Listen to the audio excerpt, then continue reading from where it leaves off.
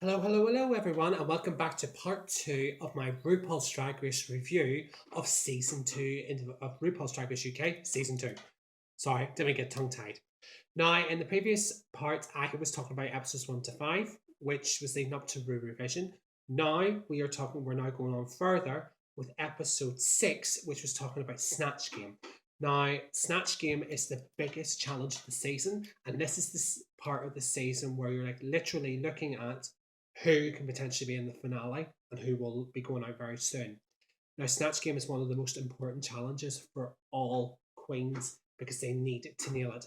They have to pick a character, make Rue laugh, make their own interpretation of the character of their own. And joining them this week was Jessie Ware, was joining Rue and Rue and Co, as they say. And all the different characters were as follows. Tia Coffey did the phenomenal Mel B. Now, sadly, I thought she started off well, but went flat very quickly. And I thought, oh no, given the fact of how funny she is, it was sadly a little bit disappointing.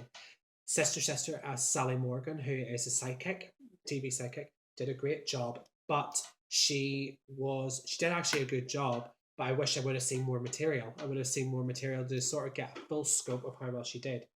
Lawrence Chaney was probably the biggest disappointment of all with Miriam Margolyes. Now, you're taking the obvious things of Miriam Margolyes, but you could have added more. Think of what Blue Hydrangea did with Mary Berry. Like, you took some of the obvious, but then she made her into a horny old woman.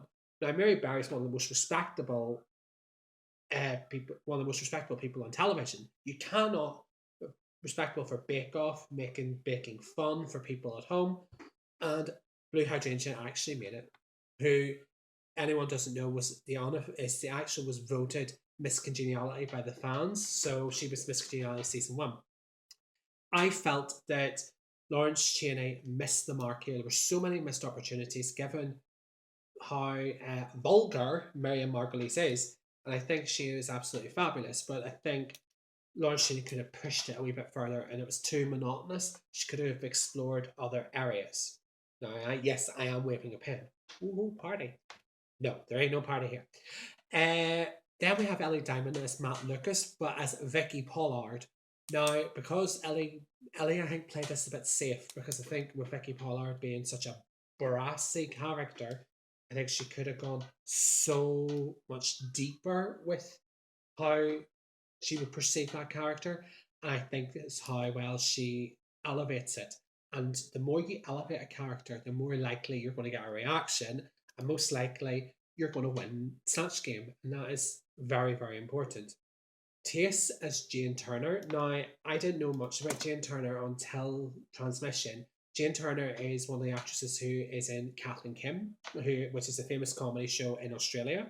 Now, Tace did an amazing job here, and I thought this girl's now on for a turnaround. This could be now her going from the bottom to the middle, now middle to top, and I think she really gave it her all on this occasion, and I thought she did really, really a smashing job. So I would say, ding dang dong, well done. Ahura as Louis Spence. Now, to do a male character on a drag race platform is a big, big risk.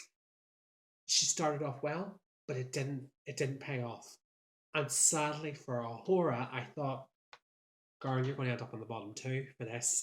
And sadly, it's like literally, come on, you've got so much more to give. You've got so much more to do.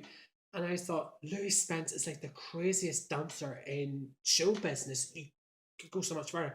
Can't be what you got the voice down. Just give me more. Did she give more? Sadly not. And then Bimini Von Boulash, I would have to say, bravo. That is how you play the Snatch Game. She played Katie Price, big boobs, big hair. The price is back. You know, literally, I think Katie Price herself would be proud of that performance. Bimini, it was now literally soaring from the bottom to the top. This is what I mean. Some queens have started off not so good, and now becoming a slow front runner. Bimini did amazing in Snatch Game, and I think for me, if she, at that point when I was watching it, I thought if she wins this, she thoroughly deserves that win. She deserves the repeater badge to match. Now, the prehistoric runway was fantastic. I thought it was excellent. I thought it was really, really well done from everyone, from rotten teeth to pterodactyl wings to an amoeba, which is like a germ. That's what Bimini did, and it was one of the best looks of the season because it's like taking something completely different, taking the brief, taking it into a different direction, and it clearly worked. And it was such a good job, such a good job. For me, the tops of that week were Taste and Bimini, with Bimini actually winning the challenge, which was really well done. The bottoms for me were sadly Lawrence and Tia. For me, I think it's just the runways weren't bad, but the actual performance of Snatch Game is what let them down the most, which is what most of the points were on for that week. Now, after the lip sync, Lawrence can fairly move, being in the bottom two. And so can Tia. I know Tia can perform. And sadly, Tia got eliminated. I actually cried when I found out Tia was eliminated. I was upset because I thought this is a queen who really loves to be here and really wants this. I think Tia, maybe it wasn't her time now, but I think if she came back in a year or so as an all star, she will run away with the competition. I think personally, she will do really well. Even though she kept her hair for continuity purposes, she, for me, is a legend of a drag queen. For me, personally, I felt I could relate to Tia. As a queen, I thought she was very relatable, very kind, very easygoing, shady. She can be shady, but she is actually shady in a playful manner. For me, out of all the queens, for me personally, Tia was my Miss Congeniality. I thought you are Miss Congeniality, hands down. You're wonderful. You are kind. You're not a bad. You're not only a nice queen. You're very popular with the fans and relatable, and you're a brilliant vocalist. So she's an all rounder, a good all rounder. So that was really what what Tia for me, Miss Congeniality, was really like, and I thought she was amazing. Then we come to episode, and then sadly now with her departure, only 6 queens left, and we're now on to Lockdown Super Sheroes, which is episode 7. Now Raven actually guest starred to give the queens advice on their look. This is a design challenge with with basic materials, and to make Lockdown Super Sheroes. So like making a Shero for lockdown, essentially. Maya Jama, who is model, presenter, and now the new presenter of Glow Up, which is another show that I also like, was guest judging. Now, the reading challenge was hilarious, especially from Sister Sister. Who knew she could be so shady? Now, I like Sister Sister, but her recent behaviour did not do her any favours, in my opinion. I think her recent behaviour hasn't done her any favours. But I think she was fading more into the background. She needs to be more prominent at this stage because when there's less queens, every mistake becomes more obvious. So when there's like 6 queens remaining, one mistake can land you in the bottom, and that's really what happened. Especially when she said to Taste to fall into the Thames, get washed away in the Thames, and Taste says, "Be getting the Thames, you're getting in the Thames." That was quite a good confessional. I have to say, Tia and Taste had the best confessionals of the season, I think, as well. Also, Ahura gave good confessionals as well. Now, the actual runway itself was actually brilliant, but I have to give props to the one and only Ahura, who gave probably one of the best looks ever so far on Drag Race UK, and definitely hands down the look of the season. Very avant-garde, very ball-like, very much like Met Gala. It just shows you can do so much with basic material and make it into something so magnificent. She looked like Lady Gaga actually a wee bit in the early years. I thought this was an amazing outfit, and she thoroughly deserved her win this week. So, bang bang bong, and so on. Ellie as well was a high for me. I thought she did really, really well, but Horror just took it to a new level. For me, the bottoms were Taste for the reason did anyone not give her the memo about Bag of Chips in season 1? About the wires, about the wire brush? Cutting into her. Girl. and it wasn't a pretty look either. It was actually quite hideous, in my opinion. Whereas Sister's look could have been amazing, but there was too much editing. It needs to be stripped back. If it was stripped back a bit more, it would have worked so much better as well. Now, with doing Jess Glynn's Don't Be Hard on Yourself, both of them gave a great lip sync, but Tace had that edge. And sadly, it was Sister's time to go. I think it was a fair elimination, and I think Sister, I think to yourself, this is her last episode, and I think that was the main thing. Then we move on to week 8, episode 8, which was the Stoned on the Runway. Now, Dawn French, one of the queens of British comedy, was guest judging this week. They had a comedy challenge to do a comedy set, from beans on toast to coming out stories to it's a fact to it's a fact. It's a matter of opinion. It's a fact, and then other problems in between, including, I could say, gaping a-holes, okay, which was so bad apparently that it was censored from the actual transmission. Now, to be honest, Ahura did do that, but I thought there's a lot worse you can say on national TV. Now, the comedy challenge was good. They all prepared very well. Dawn French gave them tips and advice and showed them what they can do. But there was war in the ranks. Ellie had won the mini challenge and had to decide the running order. Now, what was initially agreed was that Bimini and Lawrence, who are known to be the funny queens, were going to go first and last respectively, and then Ahura, Tace, and Ellie were going to go in the middle 3. Oh, but Ellie decided to change it up. I think it was, memory serves me right, I think Ahura, went first. I think Ahura went.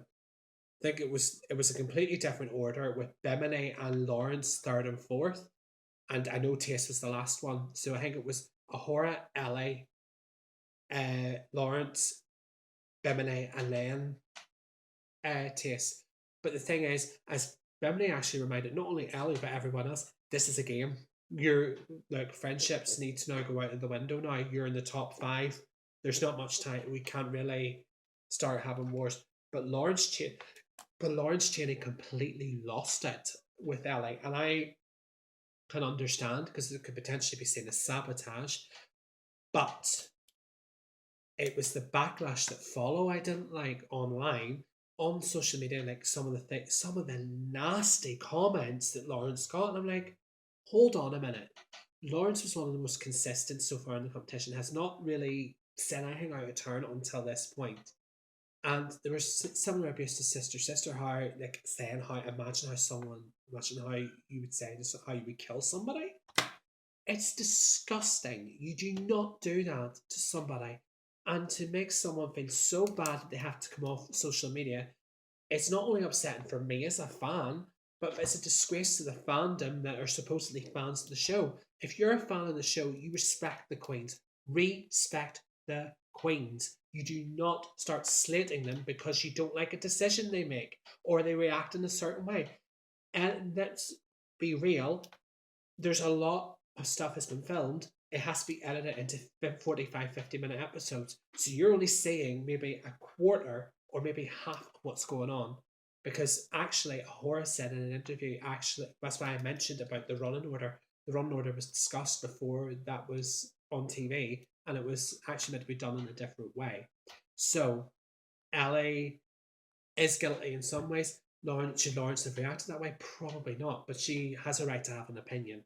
So I would say to all Drag Race fans, respect your queens. Respect the queens. Support your queens and respect them. Okay? Now, especially if I wasn't a teacher, I probably would be doing this as well, because I put myself under the pseudonym of Gelada Stalala. That is my drag name. But the thing is, I respect drag as an art form. Does it mean I want to be a woman? No. But I do respect drag as an art form. But I respect drag performers.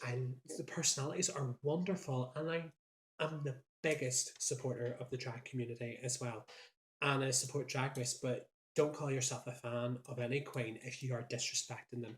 Hear me very, very clearly. Okay? You've heard me. Mama Stiletta has spoken. Liam has spoken as well. Okay. Now, after the performance, then of course there was my top of the week was Bimini. Now Bimini just aced it. She just did it so naturally and with ease. And I thought, you were funny. Oh my god. It's sometimes there was funniness, and I'm like, I shouldn't be laughing at this, but this is actually really, really good. In the bottom, unfortunately, because of maybe the blue humor, Ahura, but Tace, I think, started out when I was too inconsistent throughout her performance. So both of them were in the bottom two. When you have two best friends in the bottom two, it's going to be an emotional lip sync. Now, I was gutted Ahura was eliminated, but I thought it should have been a double save. I thought it should have been a double save and that a top 5 went into episode 9. There was no other elimination. But sadly, Ahura got eliminated, and I think Ahura is definitely an all-star in the making. I definitely do see that. Then finally, in episode 9, we have Beast Enders. Now, Beast Enders is a parody of the British soap opera EastEnders, and it was actually quite funny, with Ellie playing Thought Bottom, who was like a conservative yet slutty older woman. You have Sharon Bitchell, Phyllis Bitchell, which was Tace and Lawrence, and then Bimini playing the Cat Slater in the group. Bitch Slater, I think it was. I'm not sure. I can't remember the name offhand. But Natalie Cassidy, who plays Sonia in EastEnders, actually gave them a masterclass on how to do different emotions, different reactions. Now, in the rehearsals, there was a bit of shakiness, but in the actual final product, it was actually very, very funny. And I thought all queens nailed their respective characters. And then, of course, there was no guest judge that week, so we had Mickey, who was the Danny Dyer dummy. Let's just say he was a very, very naughty dummy. Him and Thought Bottom. I seen what was on those videotapes. They were not, and they weren't playing cards. Let me tell you that. Let's just say every piece of furniture was seen to that night. Moving on. But anyway, the theme was Panto Dames for this penultimate runway, and I thought it was amazing. And all 4 looked really good. I thought Tace was the only one who I felt could have elevated just a tiny bit more, or edited. It was either elevate or edit it. I don't think she did the wings, or even like bigger wings, even, or like a longer dress, because she's a very good figure, so she can easily use it. And for me, did a great job. Now, top of for me that week was Lawrence and Bimini. Both of them I think both of them would have deserved a joint win, but Bimini got her 4th win, which is literally she got basically 4 wins in a row, apart from she had 2 and then lost was high, then 2 more wins. She's going into the finale with 4 wins. Lawrence was safe going into the finale with 3 wins, and then bottom was Ellie Diamond and Tace. Now, Ellie, I'm not surprised, was in the bottom 2, having not won a single challenge, but has done consistently well enough to avoid the bottom. Tace, this was her 4th time in the bottom. 3rd time in a row being in the bottom. But at this time, you're either top or bottom at this point. Now, I was very excited that the lip sync was Steps, last thing on my mind. So I was boogieing along, and I thought, Ahura and Tace's lip sync was the lip sync of the season. Ellie and Tace delivered on that lip sync. They slayed that lip sync, and I love that move that Ellie does, the 8-point move. That was another amazing aspect to that performance, and rightfully a double save. So going into the finale, instead of a top 3, there's going to be a top 4. I actually like the fact when there's a top 4, and it's a really, really good way to really go for it. And especially if you're going to do the lip sync for the crown format, I think you need a top 4 rather than a top 3. It's going to be harder to do with a top 3. Now, in the top 4, we're going to do, now on to the finale. Top 4, we're going to do A Little Bit of Love, which is the runway song for Drag Race UK for the last 2 seasons. They're doing their own version, recording their own verse, rap, and so on. This was phenomenal. All 4 queens really nailed their performances. Their choreography was good. I was in awe of the performance. what was the nicest part of that performance was the surprise at the end, where all the eliminated queens joined them on the last chorus. And I thought, let's have a party. We're having a tough time of it. We may as well go for it. And then the final category was obviously for the finale, best drag, best drag eleganza. All four queens looked completely flawless. I thought they all looked stunning and looked great. For me, if I had to decide based on track record, I would have said Lawrence and Bimini for the top two. But based on the final challenge, Taste and Lawrence for the top two. I think Taste, Lawrence, and Bimini probably is a top three. Ellie was good, and Ellie was stunning at the end. But I did agree that because of her track record, I think she was rightfully in fourth place, finished in fourth place. But to get to the finale is brilliant. To come up, sadly, she didn't come away with the crown, but I can see her coming back and probably slaying again. Now, the final lip sync was I'm Still Standing by Elton John, and all three give their own spin on it. And I was like thinking, people are saying, oh, Bimini was robbed, and Bimini was robbed and all. But when the winner was announced, it was announced that Lawrence Chaney, who I was rooting for from the start, got the win, and I thought deserved the crown in her own Word of Wonder series. Bimini is an amazing queen, amazing runner up, and I think another one who can come back to All Stars and probably slay a second time round, as can Taste. I think Taste is another one who, with editing and with more elevation, will come back and do so well. I think the US queens need to watch themselves because the UK queens have got a lot to give and a lot to bring to the table. So just be careful. And also, as I know in the future, there is an International All Stars coming very soon as well. And I was genuinely happy that Lawrence won because Lawrence was consistent the whole way through, whereas Bimini got stronger the second half of the competition. It was a bit like the Trixie Mattel effect, like Trixie start in All Stars, where she started off slow and then sort of developed them from then on. So overall, for me, it was a fabulous season. I think it was a great season. I think both season 1 and 2 of UK have been brilliant. It brings a fresh take on the format, and I'm really excited for season 3, which is I think to come autumn winter 2021. So I'm really looking forward to a brand new series with a new set of queens, and I hope Veronica Queen, and I've heard Veronica Green is going to be on that list. So hopefully it'll be fabulous. Now, I do have some announcements before I sign off. Now, my first announcement is that obviously I'm now planning ahead for the finale, which is the unveiling of my 30-30 playlist. There are going to be some lip syncs I'm going to be doing for the final episode, some of which I'm going to let you, the fans, choose which ones I do, which ones I perform. One of them I will be performing. I can tell you now there's going to be there's going to be 4 lip syncs done. One that I am telling you is an anthem of mine, as most people will know me by this, is Mamma Mia by Abba. So I'm going to be doing that as one of my lip syncs for the finale. And for the final episode, which is going to be recording at the beginning of June, before my birthday. Because one is turning 30 in June. So that's why 30-30 playlist. And then I'll be sending a link to everyone to follow the playlist on Spotify. And also, once again, thank you very much to everyone who has given me feedback, who's enjoying the show. I'm really, really enjoying it. And I'm glad everyone's taken a lot out of it. And hope you enjoy it even more. And if you've got any ideas of what you would like me to do for the rest of the season, or any ideas or suggestions, please comment on the boxes below, or give me some ideas, send me messages, emails, whatever. Okay. And also, as well as that, as I say, I'm starting to also can announce as well, later this year I will be doing season 2 of the Jukebox, which will be on the run up to Steps is What the Future Holds tour. So that will be taking place prior to that.